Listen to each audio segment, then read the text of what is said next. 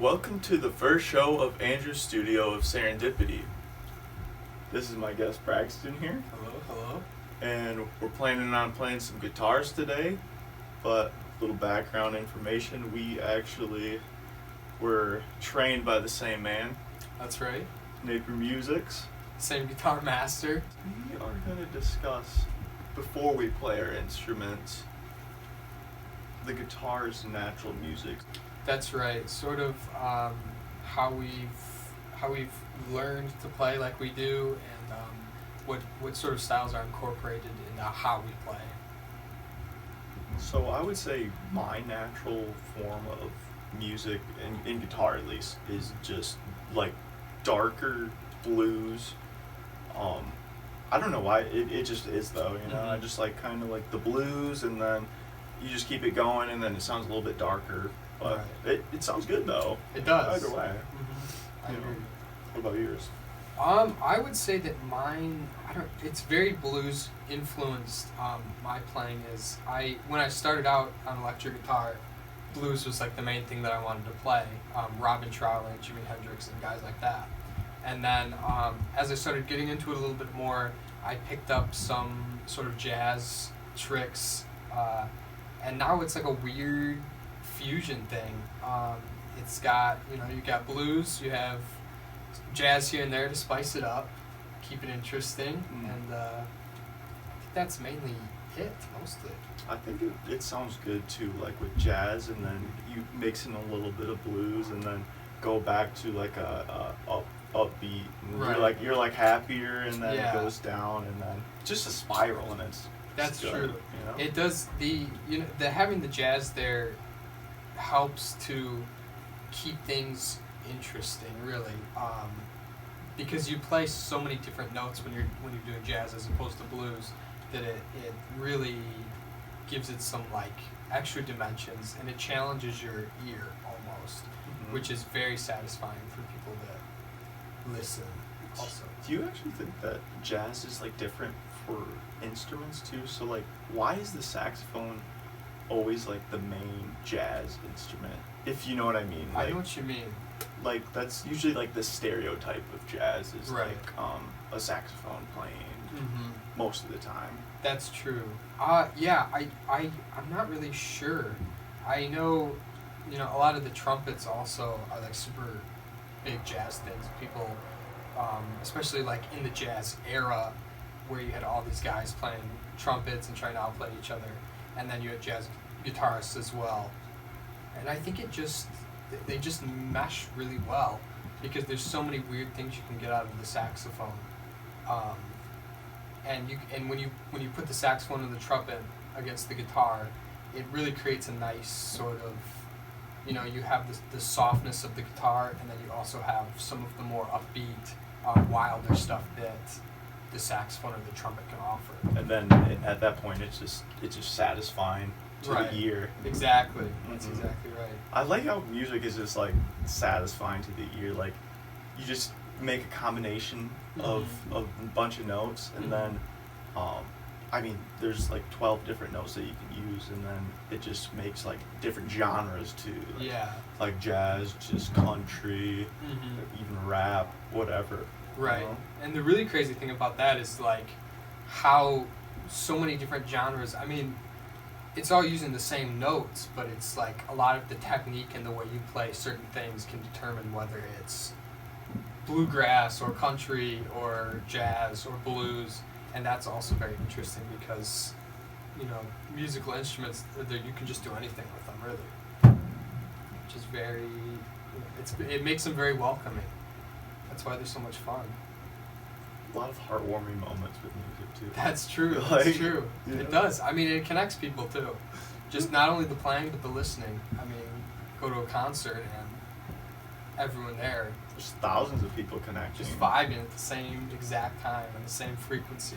Exactly. That's really. Okay, I think we should get right into it then. I agree. Let's. Our plan was to do a freestyle first, Mm-hmm. so let's get right into it.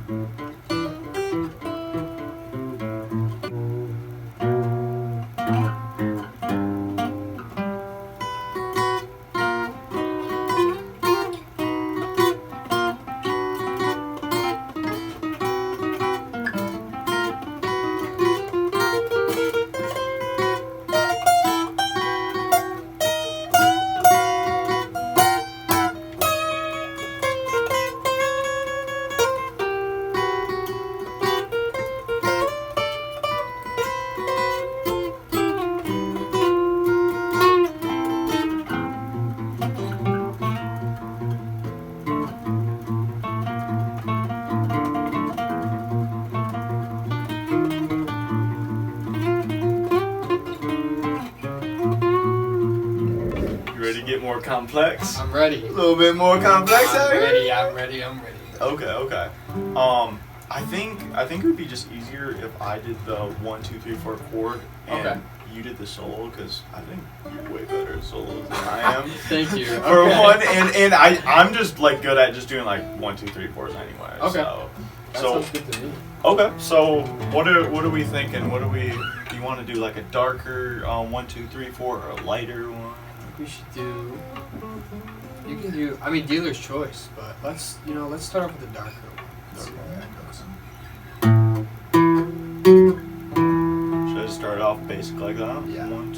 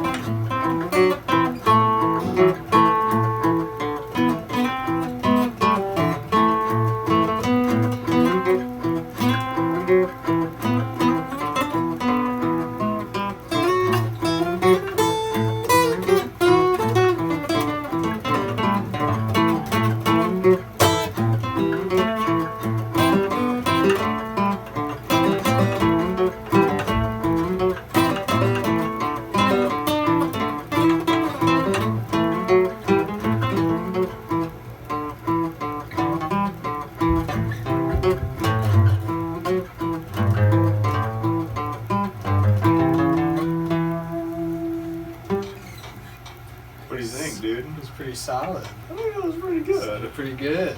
You wanna switch it up and go higher? Sure. Higher pitcher? Yeah, we can do that. Okay. What do you think? What's a good 1, 2, 3, 4? You're the composer now. I'm the composer. Okay. You're the composer now.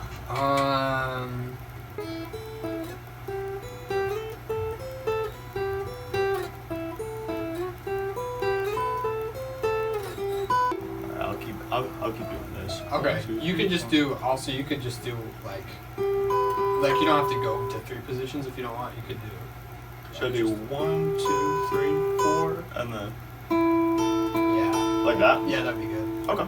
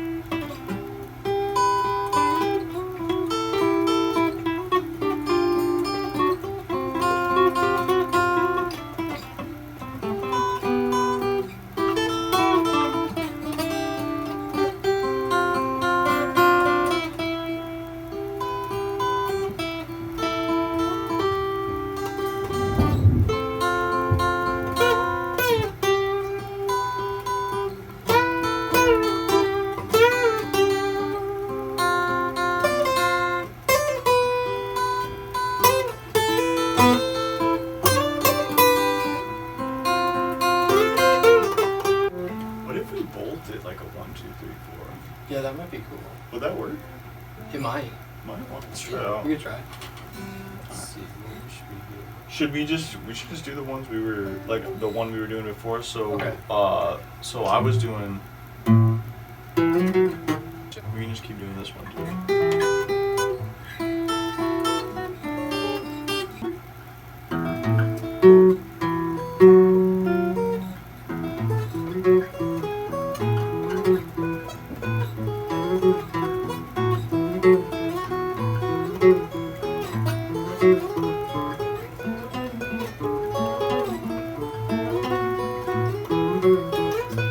So,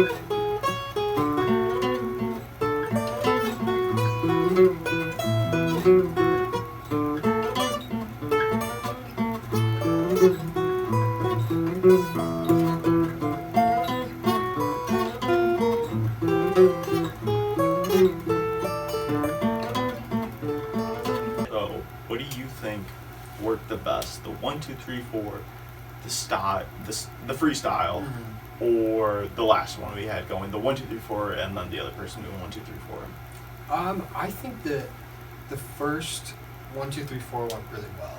I think that was probably that sounded really interesting actually, and it held together pretty nicely. I did like the freestyle though, also, and there is a special sort of thing with the freestyle in the sense that you don't know what the other person is going to play, so you can get really interesting because then it's like you're constantly reacting to what the other person is playing, which makes things very. I mean, it's freestyle, you know.